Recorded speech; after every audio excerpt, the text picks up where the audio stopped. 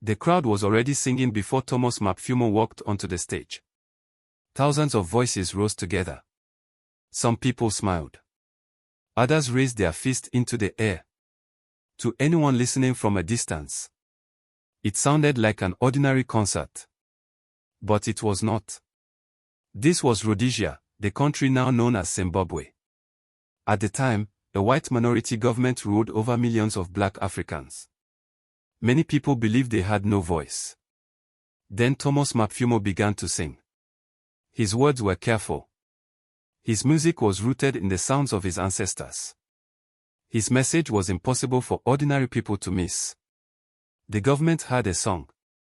The people had a call for freedom. As his music spread across the country, so did his influence. His songs were played in villages, in towns, in buses, in homes. People sang them quietly, sometimes secretly. Before long, the government decided that Thomas Mapfumo had become too dangerous.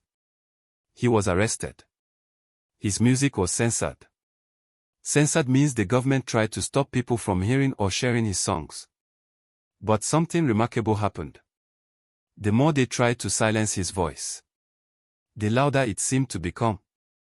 How could one musician frighten a government? How could a song become powerful enough to inspire a nation? To answer those questions, we must return to the beginning. To a young boy growing up under colonial rule.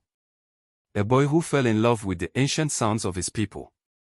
Welcome to the African Archive, where we bring Africa's history to life through carefully researched and compelling storytelling. If you enjoy documentaries about the remarkable people, kingdoms, and events that shaped Africa, subscribe and join us as we continue uncovering the continent's extraordinary past. This is the story of Thomas Mapfumo, the man who sang for Zimbabwe's freedom. Chapter 1. A boy who had the ancestors. Before Thomas Mapfumo became the voice of a nation, he was simply a boy growing up in southern Rhodesia, the country we now know as Zimbabwe. He was born on July 3, 1945. It was a difficult time for many black Africans. The country was ruled by a white minority government. A minority government is one in which a small group of people holds political power over a much larger population. Most black Zimbabweans had very little say in how their country was governed. Many families lived in rural villages, depending on farming to survive. Life was not easy. But it was rich in tradition. From an early age, Thomas was surrounded by music. Not the music that came from radios, but the music that had been passed down through generations. At family gatherings, traditional ceremonies, and community celebrations, he listened carefully. One instrument captured his imagination more than any other. It was the Mbira. The Mbira is a traditional Zimbabwean instrument made of thin metal keys attached to a wooden board. It is played with the thumbs, which is why some people call it the thumb piano. To the Shona people, the Mbira was much more than a musical instrument. The Shona are Zimbabwe's largest ethnic group, sharing a common language and many cultural traditions. For generations, the Mbira had been used during important ceremonies, celebrations, and times of remembrance. Its music connected people to their history, their families, and their culture. As Thomas listened to its gentle, flowing melodies, he realized that music could do more than entertain. It could tell stories. It could preserve memory. It could bring people together. As he grew older, he became interested in modern music as well. He had guitars, drums, and bands influenced by rock and soul music from other parts of the world. He admired those sounds. But he also noticed something was missing. They did not sound like home. Thomas began asking himself an important question. Could modern music carry the spirit of Zimbabwe's traditions? Could the ancient sound of the Mbira be heard through electric guitars? He did not know it yet. But that question would change African music forever. And before long, it would give a nation a new voice. Chapter 2. Finding the sound of Zimbabwe. As a young man, Thomas Mapfumo knew he wanted to make music. Like many musicians of his generation, he began performing songs that were popular at the time. His bands played music influenced by rock, soul, and rhythm and blues from Europe and the United States. Audiences enjoyed the performances. But Thomas felt something was missing. The music sounded good. Yet it did not sound like Zimbabwe. He kept thinking about the songs he had heard as a child. The gentle, flowing melodies of the Mbira. The stories carried by traditional music. The rhythms that had been part of his people's lives for generations. He began to wonder. What if those ancient sounds could be played by a modern band? It was a bold idea. The Mbira has many small metal keys that produce several notes at the same time. An electric guitar was never designed to sound like it. Many musicians believed it could not be done. Thomas believed otherwise. He worked closely with his band. They listened carefully to Mbira players. They practiced for hours, trying to copy the instrument's unique sound with electric guitars. Slowly, the music began to change. The guitars no longer sounded Western. They seemed to sing with the voice of Zimbabwe. People immediately noticed the difference. This was something new, something familiar, and something deeply African. Thomas called this new style Chimurenga music. Chimurenga is a Shona word that means revolutionary struggle or the fight for freedom. At first, the name described the music. Soon, it would describe a movement. His songs were usually performed in the Shona language. That mattered. Many ordinary Zimbabweans could now hear their own stories, their own culture, and their own hopes reflected in modern music. The audience grew larger with every performance. People did not simply listen. They sang along. They danced. They felt proud of who they were. Thomas had done more than create a new musical style. He had given Zimbabwe a new sound. But as the country moved deeper into its struggle against colonial rule, his music began to carry messages that reached far beyond the stage. The songs that made people dance would soon make a government afraid. Chapter 3. When music became a weapon. By the 1970s, the conflict in Rhodesia had grown more intense.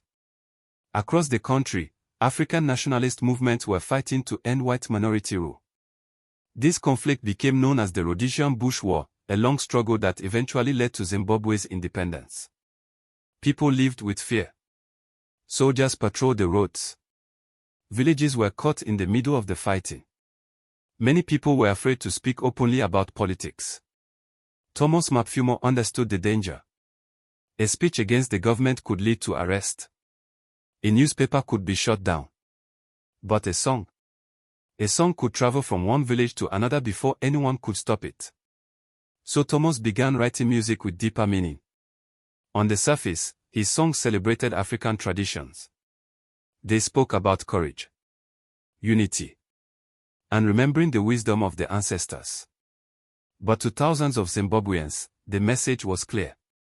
These were songs about freedom. The government soon realized what was happening. Crowds sang his lyrics with passion. His concerts became more than musical performances. They became gatherings filled with hope. Many people left believing that change was possible. The authorities were alarmed. Some of his songs were banned from radio stations. Concerts were closely watched. Then Thomas Mapfumo was arrested. The government hoped that by silencing the singer, the songs would disappear. But they misunderstood something important.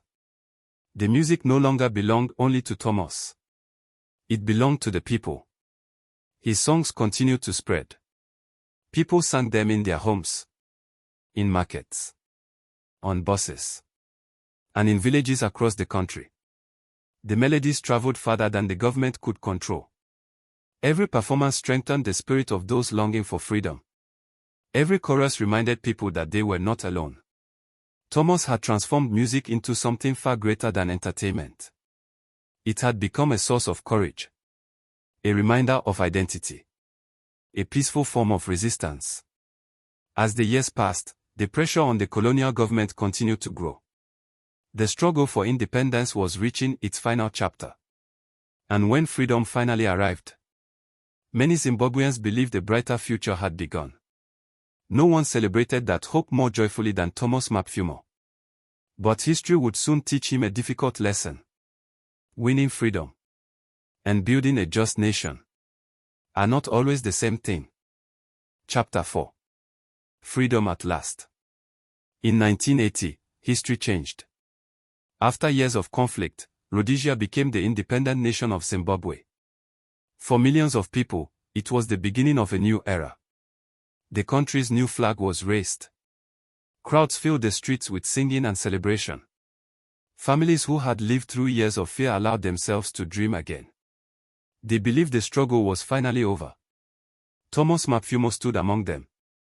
For years, his music had carried the hopes of ordinary Zimbabweans. Now, those hopes seemed to have come true. His songs were no longer forbidden. They were sung proudly across a free nation. The music that had once frightened the colonial government became part of Zimbabwe's celebration of independence. Many people called him the voice of the liberation struggle. It was an honor he had earned. But Thomas understood something that many people did not. Winning independence was only the first step. A nation could remove colonial rule and still face new challenges. The real test would be the kind of country Zimbabwe chose to become. Would its leaders keep the promises they had made? Would ordinary people enjoy the freedom they had fought so hard to achieve? Would justice belong to everyone? At first, there was hope. Schools expanded. Health services improved. People believed the future would be brighter than the past. Thomas celebrated these achievements. He wanted Zimbabwe to succeed. He wanted the sacrifices of so many people to mean something. But as the years passed, he began to notice signs that troubled him. Some leaders who had once spoken about freedom seemed less willing to accept criticism. Corruption began to grow. The gap between the promises of independence and the everyday lives of many Zimbabweans became harder to ignore. Thomas had spent years singing against injustice under colonial rule. Now he faced a difficult question. If the same problems appeared under African leaders, should he remain silent? For Thomas Mapfumo, the answer was clear. His songs had never belonged to one government. They had always belonged to the people. And once again, his music would become a voice that those in power did not want to hear. Chapter 5. Singing truth to power again. Many people expected Thomas Mapfumo to remain quiet after Zimbabwe gained its independence. After all, the country was now led by men who had fought for freedom. Some believed it was time to celebrate, not to criticize. But Thomas saw his role differently. He had never sung for a political party. He had sung for the people. As the years passed, he became increasingly concerned about the direction of the country. He saw corruption growing. He saw ordinary families struggling. He saw promises that had not been fulfilled. The same courage that had led him to challenge colonial rule now led him to question Zimbabwe's new leaders. He returned to the one thing he knew best: music. His songs became more direct. He sang about honesty, justice, responsibility, and the duty of leaders to serve the people. Not everyone welcomed his message. Some government officials accused him of being unpatriotic. Others believed he should stop criticizing a government that had helped win independence. But Thomas believed that real patriotism meant telling the truth, even when the truth was uncomfortable. His concerts remained popular. People still filled the venues to hear him perform. Many saw him as a man who refused to change his principles. Whether the government was colonial or independent, he judged it by the same standard. Did it serve the people? As tensions increased, Thomas felt that staying in Zimbabwe had become more difficult. In the early 2000s, he moved to the United States, where he continued recording music and performing for audiences around the world. Living abroad did not weaken his connection to Zimbabwe.